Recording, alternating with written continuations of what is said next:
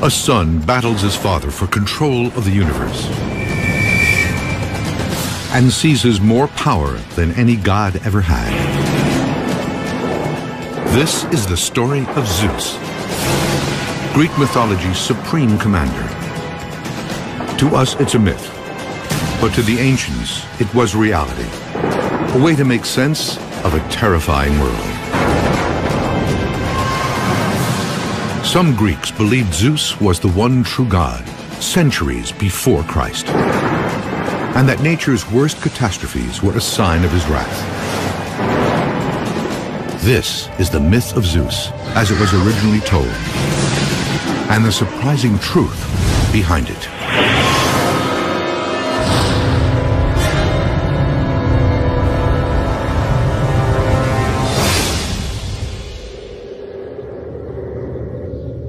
If you control the sky, you control the world.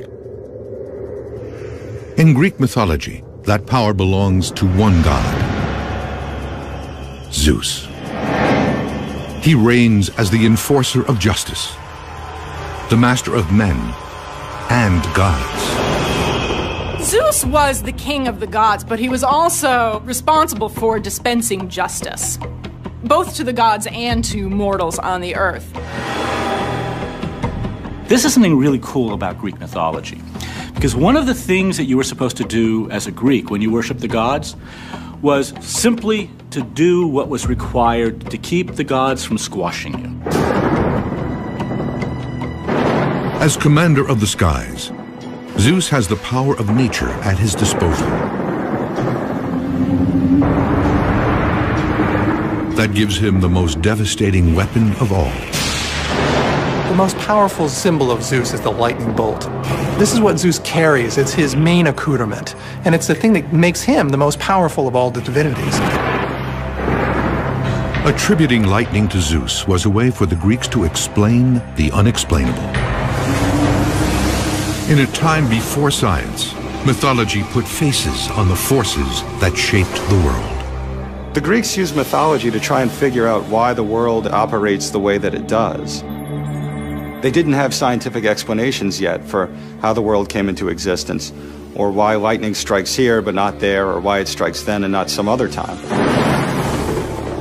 The natural world was very frightening to them, so they associated it with the divine. You know, these were symptoms of the gods' power that they could use to punish people who hadn't worshipped them properly. Zeus's command over nature would make him Greece's most feared god. But how did he get there?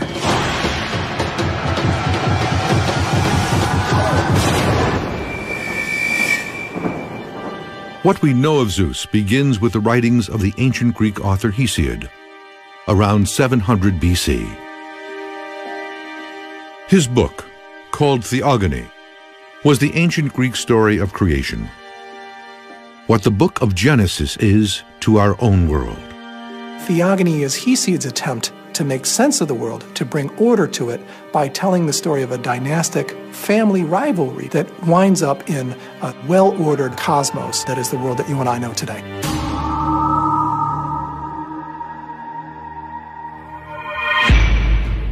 In the myth, Zeus doesn't start out as the king of the gods. He rises from obscurity to challenge his father for control of the universe. And that won't be easy. His father is Kronos. He is king of the Titans, the most powerful gods in the universe. The Titans are an older order of Greek god. They're pretty rough around the edges, they're not too bright. They're also not very well civilized. As leader of the Titans, Kronos is expected to produce offspring. So he mates with his own flesh and blood, his sister and fellow Titan, Rhea. Incest shows up quite a bit in mythology. Among the gods, there's really nobody else at the beginning for them to have sex with, so they end up marrying one another. There's an old-time aristocratic idea that says that no one else is good enough for our family except only our family. And the Greek gods definitely seem to ascribe to this kind of a principle. These two Titan siblings, Cronus and Rhea, produce the next generation of Greek gods. Mythology's household names, the Olympians. Among them are Hades, Poseidon, and Zeus.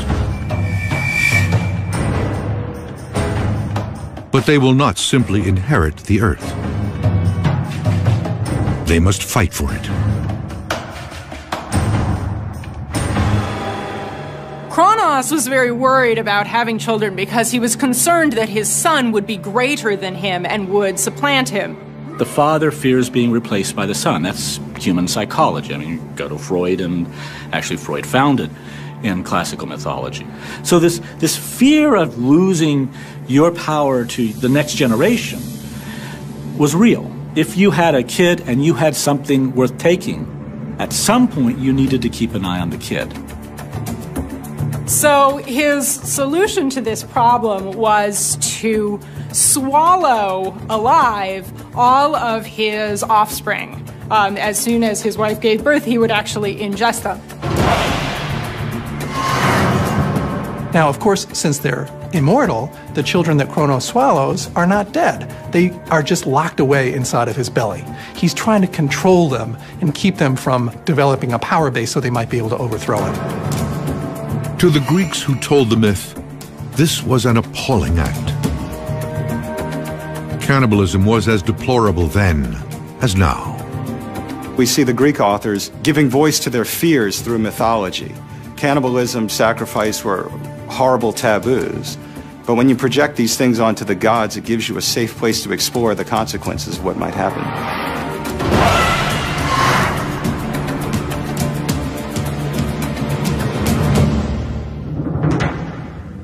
Rhea is horrified.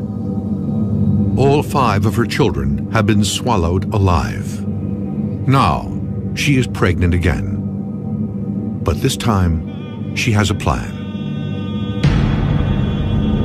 She sneaks away and gives birth in secret to a son, the future king of the gods, Zeus. But Cronus is expecting another child to swallow. So Rhea wraps a rock in a baby blanket and presents it to him. Without thinking twice, he grabs the bundle and gulps it down. So the plan of Rhea is put into place. Kronos has swallowed down the stone instead of Zeus.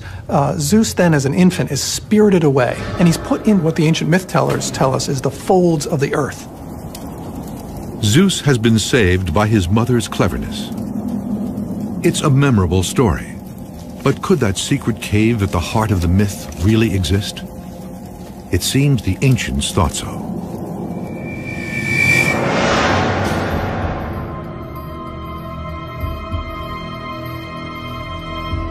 They believed Zeus had been born on the island of Crete.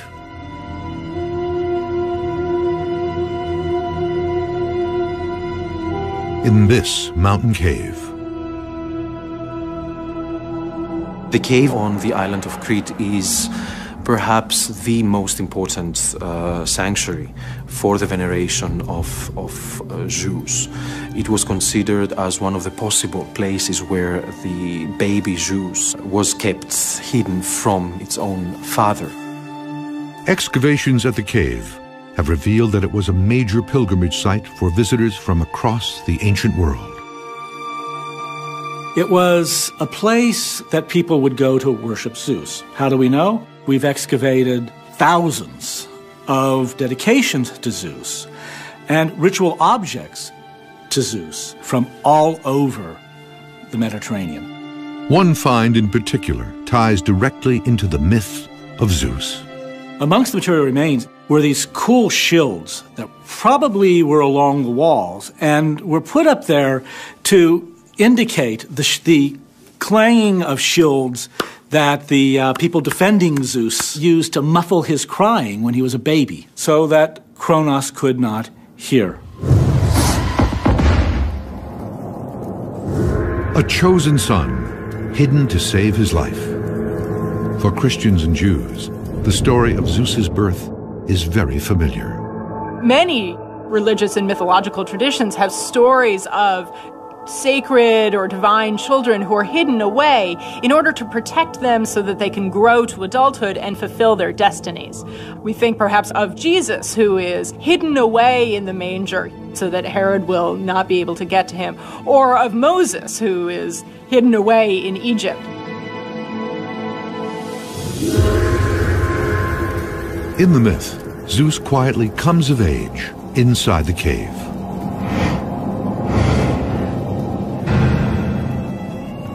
He has a kind of training period there out of the eyes of Kronos and is able to acquire his strength and develop into a man. Zeus spends his childhood preparing to fulfill his self-appointed destiny. To challenge his father and the Titans for control of the universe.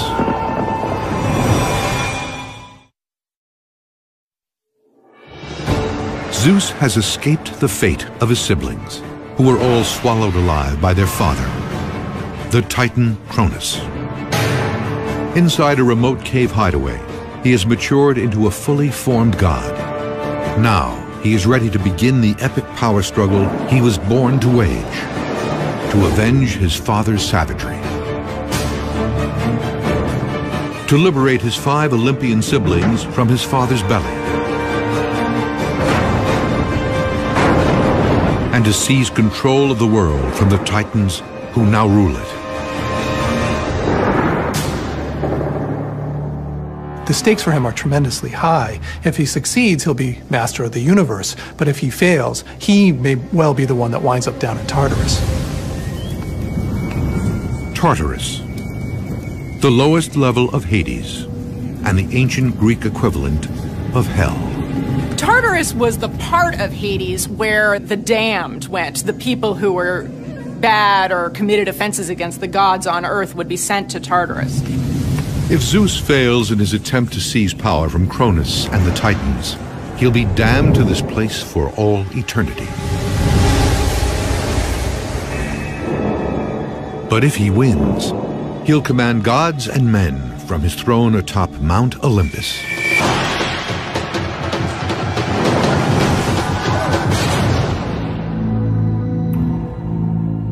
In Greek myth, Mount Olympus is the towering home of the gods, but it's also a real location.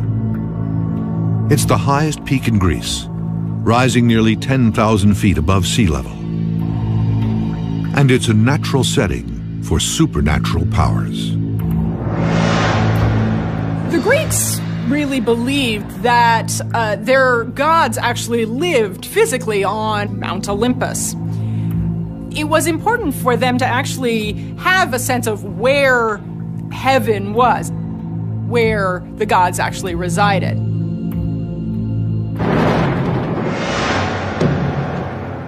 It is from his home base on Mount Olympus that Zeus engineers his rebellion against Cronus and the Titans. Zeus is going to have to get others to come in and help him out so that he can achieve supreme power. This is the ultimate family feud. And so it is to his own flesh and blood that Zeus turns first. He knows his strongest allies will be his 5 siblings, the Olympians, now fully formed adults, but still trapped deep inside Cronus' stomach. If they can be liberated, the Olympians could tip the scales in Zeus's favor and help him destroy the Titans forever.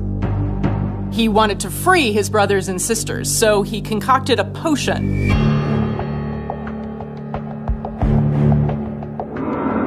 Quietly, Zeus enters Cronus' lair and slips the drug into his nightly cup of mead.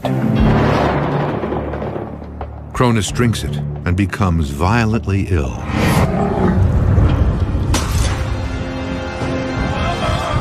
First, he vomits up the stone his wife had given him in place of baby Zeus. According to tradition, that rock is the cornerstone of ancient Greece's most sacred site, the Temple of Delphi, home of the oracle. Delphi is a sanctuary in Greece where people would come from all around to consult with God. It was a direct phone line up to heaven to ask the answer to anything you wanted. To this day, thousands of years after the story was first told, the stone that Cronus supposedly vomited is still there. At the very center of the temple complex at Delphi is an egg-shaped stone that was understood to be the exact stone that played the role of being the substitute for Zeus that Cronos swallowed. And if you go there today to the temple of Delphi, the locals will still tell you that the stone that's there is the actual one that was in Cronos' belly.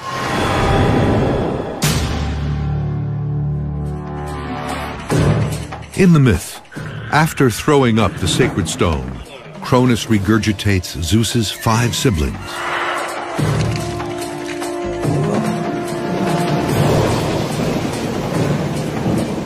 And they are ready to join Zeus's revolution. What marks Zeus as a different kind of leader from those that have come before is his intelligence. He's able to persuade and convince those around him that he should be leader, and he's able to build coalitions. Zeus now has his siblings by his side, but he still needs more muscle to take on the Titans. And there are some other estranged members of the family who are out for revenge. Forgotten brothers of Cronus. The Cyclops. And the 100-handers. But to find them, Zeus has to go to hell. Cronos had feared the powers of these 100-handers and the Cyclopses, and he locked them down into Tartarus. Zeus knew that if he could get their power on his side, he could marshal it to his own ends. He goes down and talks to the 100-handers and says, "I will pay you great respect. And I know that my father Cronos has mistreated you. Now I've freed you, and now you owe me." And even they are moved, and they say, "Yes, great Zeus, we realize not only are you very powerful, but you also know how to treat people well. So we appreciate that, and we will now fight on your side." In gratitude for being liberated, the Cyclops present Zeus with a gift. The power of lightning.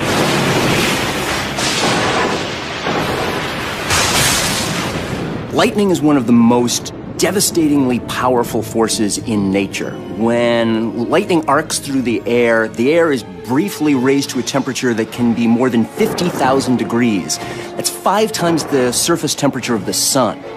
The lightning bolt gives Zeus the power to rule the universe. With this lightning bolt, no one's going to be able to overthrow him.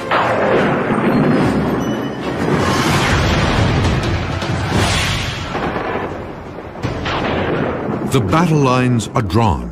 The Titans will fight from Mount Othrys, the Olympians from Mount Olympus. Between them lies the plain of Thessaly. But this isn't just a mythical battlefield. Thessaly is actually, if we take into consideration the modern map of Greece, is the central part of Greece. It's the biggest plain and the most fertile plain in Greece, from ancient times to today.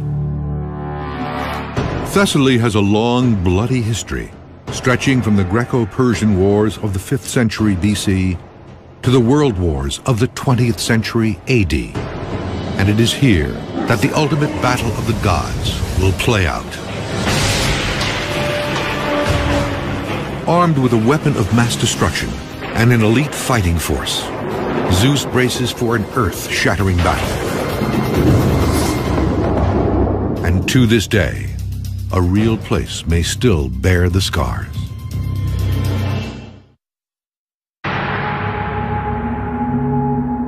Mythology's defining moment is now at hand.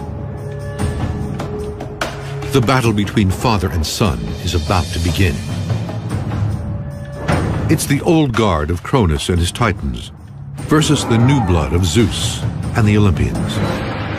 The outcome will determine who controls everything. From the top of Mount Olympus, Zeus sends a fury of lightning down upon his father's army. The fighting shakes the earth to its core. The only way we can conceive of this battle is simply worlds colliding, all the forces in the universe smashing together at once. You've got the 100-handers over on one side that are ripping off huge hunks of mountain and throwing mountains at the other side. From the Titans, you've got a lot of just brute force and brute strength. They're able to take a punch and keep coming back, coming back, coming back. It's an apocalyptic scene, and not entirely a myth.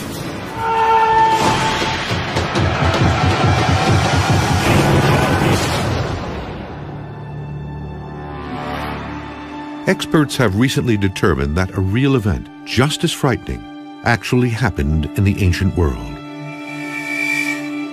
About 3,600 years ago, the Greek island of Santorini experienced one of the most devastating volcanic explosions ever. Its effects were felt as far away as California.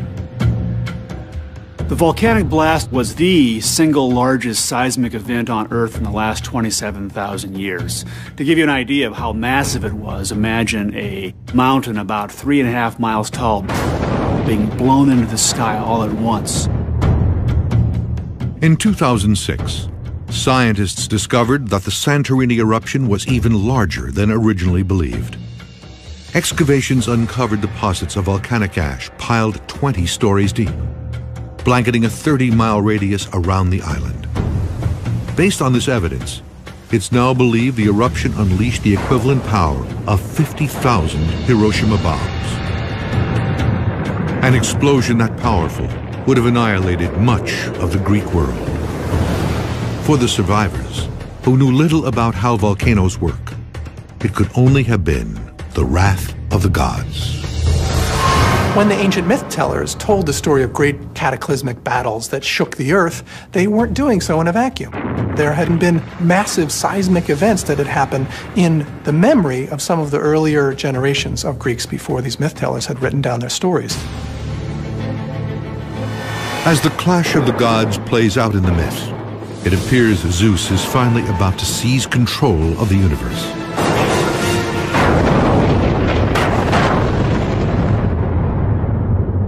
His powerful allies have tipped the balance, and the Olympians are closing in on victory. But the Titans have one last weapon at their disposal. From the depths of Tartarus, they call forth a colossal beast, Typhon.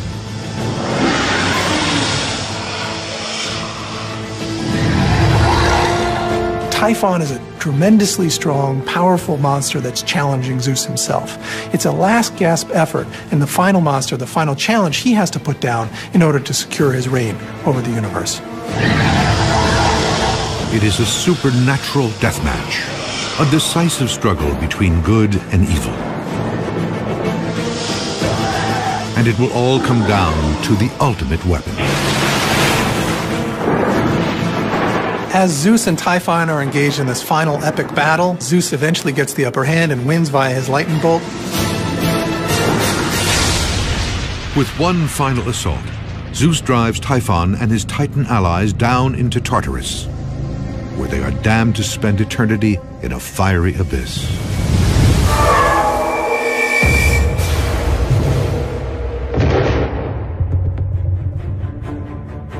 According to the ancients, it was across the Mediterranean, on the island of Sicily, that Zeus's enemies descended into hell through the volcanic crater of Mount Etna.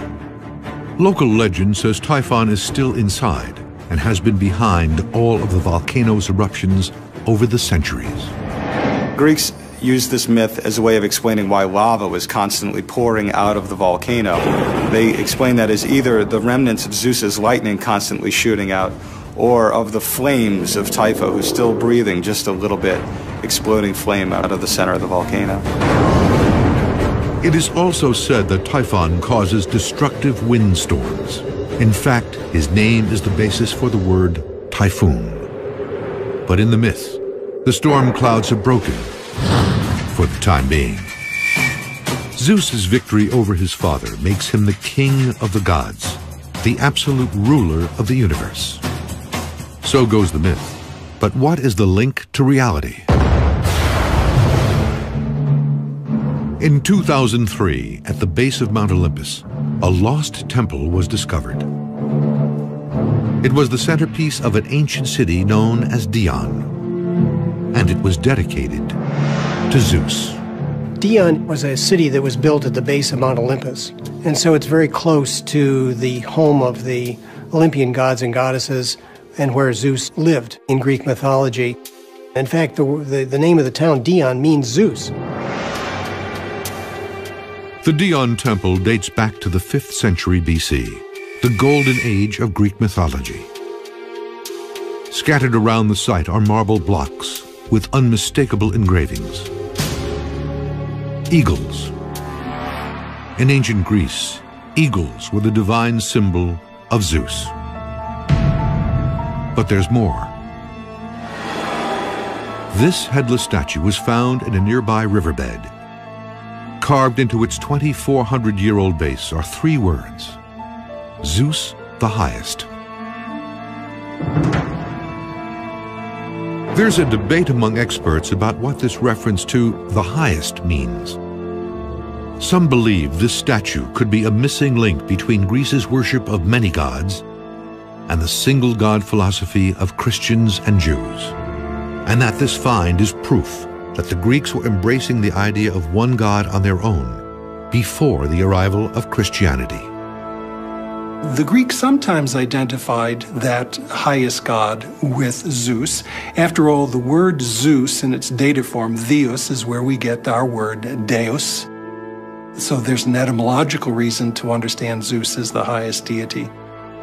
Starting in about the 3rd and 2nd and 1st centuries BC, we have different philosophical and theological schools that arise and that start to propose a very strong view that there is only one God and that all the ancient stories and all the ancient tales are actually just metaphors that reflect different aspects of what this divinity is all about. For the people who worshipped at Dion, it's clear that Zeus was different from all the other Greek gods. In fact, he may well have been the only one that mattered. In the myth, Zeus has achieved the absolute power he has long sought. But that power will soon be threatened by an unexpected foe. The king of the gods is about to be betrayed by the person closest to him.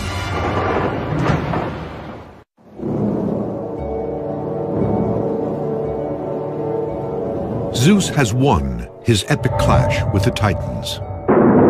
He now sits atop Mount Olympus as king of the gods and master of mankind.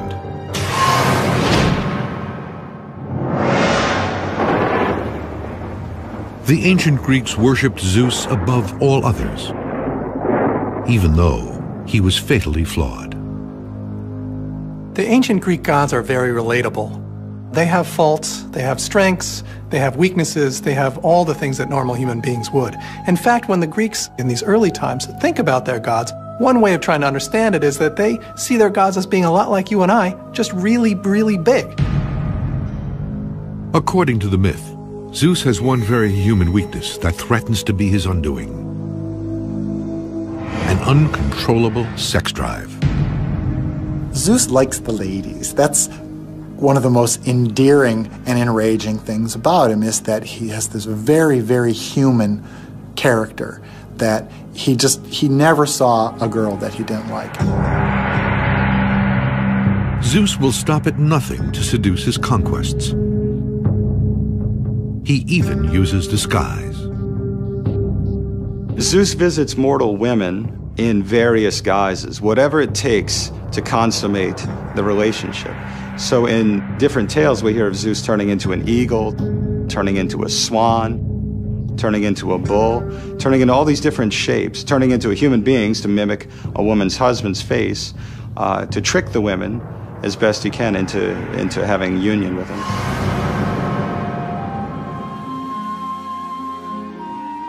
A beautiful young goddess named Metis is the first to capture Zeus's attention. He takes her as his wife. Metis is a very attractive and appealing young woman, and the quality that really sets her apart is she has practical wisdom. In fact, her name in Greek means practical wisdom. When Zeus spies her, he finds her very appealing. But Zeus's affection for Metis is overshadowed by a dark prophecy that threatens his grip on power. He is told that she will bear him a child who will one day seize his throne. Suddenly, Zeus, like his father, must fear his offspring. Zeus is representative of this awful tradition that starts literally from the dawn of time of sons destroying their fathers in order to take prominence. But Zeus vows that this time will be different, and he takes a drastic step to make sure of it. He swallows his wife, alive. Once again, family love falls prey to power, its history repeated. But this horrifying act will make Zeus stronger and wiser. By swallowing her, Zeus internalizes metis, or cunning, and prudence all at once. She becomes a part of Zeus. In a sense, she's probably imprisoned in his stomach, but he also takes on these greater qualities of intellectual ability. This to us seems a little strange, but it's important to remember that for the Greeks, one of the places that some Greeks thought that they carried their wisdom and their ideas was actually in their stomach. So when Zeus swallows Metis, he actually takes her into the part of himself where really a lot of his best thinking was done. With Metis gone, Zeus is in need of a new wife. And like his father before him, he finds one in his own family. His sister and fellow Olympian, Hera. She's not like Zeus's earlier conquests. She's mythology's most powerful goddess. The king of the gods has met his match.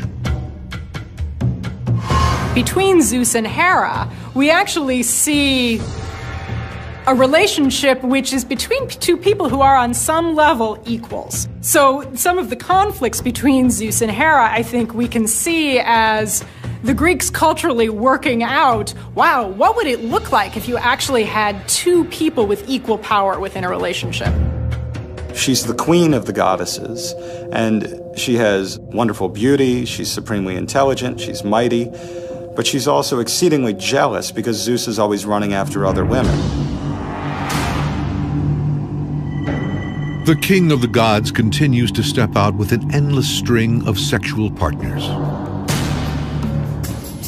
He conceives well over 100 offspring with a host of lovers, both divine and mortal. If I'm not mistaken, Zeus never has an encounter with a woman that does not produce a child. So in that sense, it's extreme virility, it's extreme power. Zeus's ability to sleep with anybody matches a kind of fantasy of what ancient Greek males would hope or desire their lives to be. Men fantasized about such things, and they thought if there was an all-powerful God out there, well, he would surely act on those fantasies. Zeus's promiscuity provided a perfect way for Greeks to connect themselves to him. Every corner of the Greek world boasted of having its own hometown love child. As Zeus's fame and power grow across ancient Greece, more and more cities and towns want to be associated with him. And they therefore claim that there was some kind of actual liaison between Zeus and some mortal woman within their family tree that then produces the offspring that produces the local ruling families. Evidence of this connection can still be found in cities throughout the Greek world. Athens, Thebes, Magnesia, Macedonia. All are named after children of Zeus. But there is one individual who isn't happy about Zeus's abundant fertility. In the myth, his wife Hera has had enough. She vows to make the king of the gods pay dearly for his chronic philandering. She doesn't like to be humiliated in front of the other gods, so she will take it out on her husband. Hera gathers the other Olympians together and lays the groundwork for a revolution. Hera actually goes to her fellow Olympian gods and says, why is Zeus in charge? He's no more important or powerful than the rest of us. If we all get together, we can kick him out. So in fact, they rise up and they bind Zeus with chains. Zeus awakes from a nap to find himself tied down. prisoner in his own bed. It is the ultimate betrayal, a conspiracy carried out by the siblings he once saved. The god revolt was the greatest threat that Zeus ever faced. There was never any sense that mortals could challenge his power, but the combined power of all of the Olympian gods really could have defeated him. This was indeed one of the most horrifying moments in Zeus's career. He was actually about to lose everything. But just when all seems lost, help comes in the form of an old ally. The 100-handers.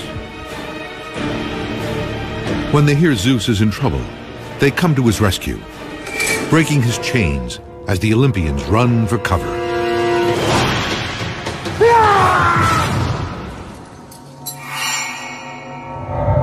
Zeus survives the coup attempt. Now it's time to exact his revenge. His wife Hera is sentenced to hang from the sky by golden chains.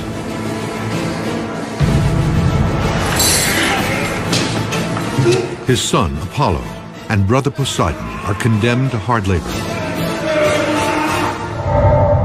They are ordered to build one of the ancient world's most iconic monuments, the massive walls of Troy. It's another example of myth explaining the unexplainable. To the ancient Greeks, the walls of Troy seemed too strong to have been built by man, so Zeus's punishment of Apollo and Poseidon helped explain their existence. Their ruins survive to this day. In antiquity, people thought it actually had been built by the gods or some kind of divine intervention on behalf of the Trojans. In the myth, Zeus has dealt justice to those who crossed him. But it will be human beings who bear the brunt of his wrath. That wrath will arrive in the form of a massive flood, one that may even be linked to the biblical story of Noah.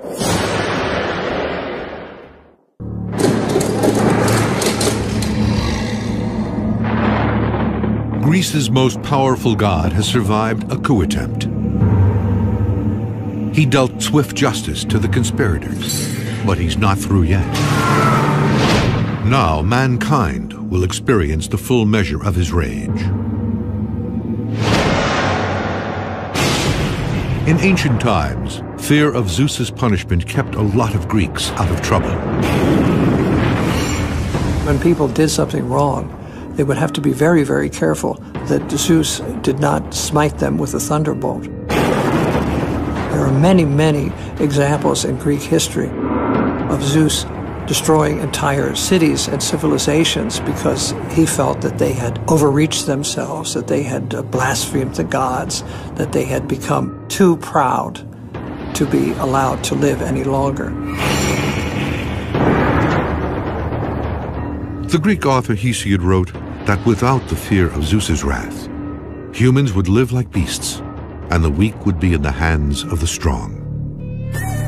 Zeus is the order bringer. Zeus is the bringer of justice and the bringer of civilization.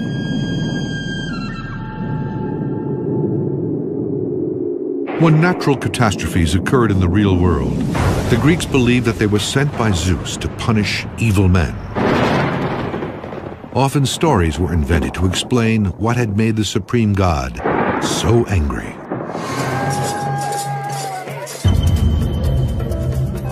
According to the myth, Zeus's most frightening moment of wrath comes after he sees humans engaging in cannibalism. Cannibalism was as important as it was in ancient Greek religion because they considered it to be so heinous. In fact, identification of eating human flesh is something that you would attribute to wolves or to dogs, but hardly to human beings. Zeus is no stranger to cannibalism. His own father Cronus once swallowed all of Zeus's siblings. When he is confronted with the sight of mortals doing the same thing, he becomes enraged and vows to destroy the human race with a catastrophic flood.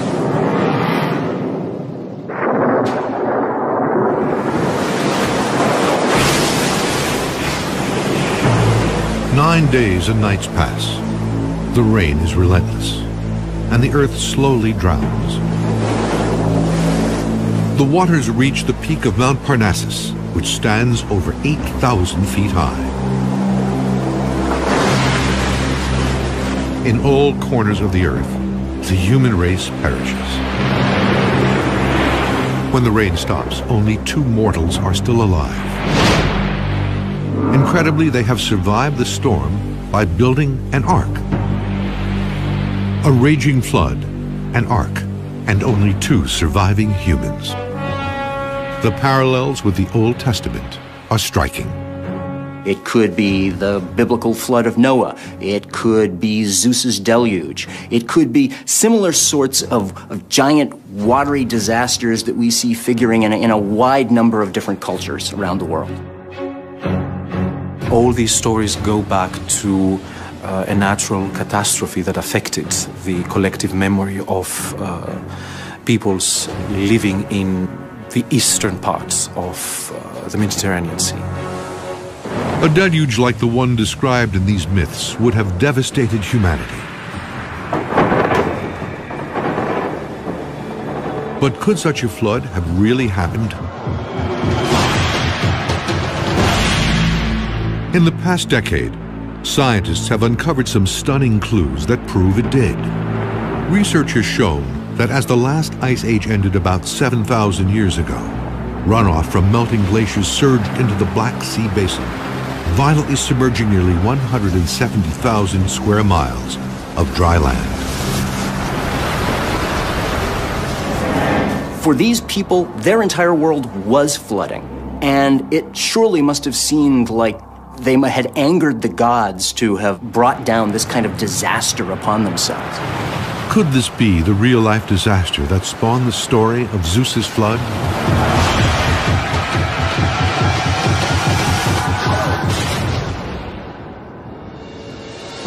In the myth, Zeus has held onto power in the face of strong opposition.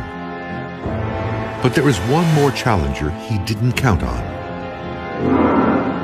Jesus Christ. In the 1st century AD, his message would take the world by storm and dethrone Greece's dominant god. When Christianity came and promised salvation in the afterlife, so gave people something to believe in, something that could happen to them after their death, Christianity found many followers. Zeus's stranglehold on humankind faltered as this new religion spread across the Mediterranean world. Ultimately, the same civilization that worshipped him would reject him. In antiquity, there was no more powerful force than Zeus, except for one, fate. Not even Zeus himself could overturn it, much as he wants to, on occasion, try to change fate or redirect it. He himself is even subject to its dictates. Before the rise of Christianity, Zeus's myth captivated the Greek world for thousands of years and made him the most feared and respected of all the gods. But he was only one of many, from Greece and beyond, who would leave their mark on mankind. Some are still familiar names: Hercules, Hades, Medusa. And each of their stories is a window into a long-lost world, a code waiting to be deciphered. These myths reveal to us in a uniquely powerful way the hidden strata that lay underneath our conscious, awake lives, our understanding of the world. And like an archaeology of the human mind, we can dig into them and see the deep recesses of human psyches. And I think that's what makes these myths so powerful.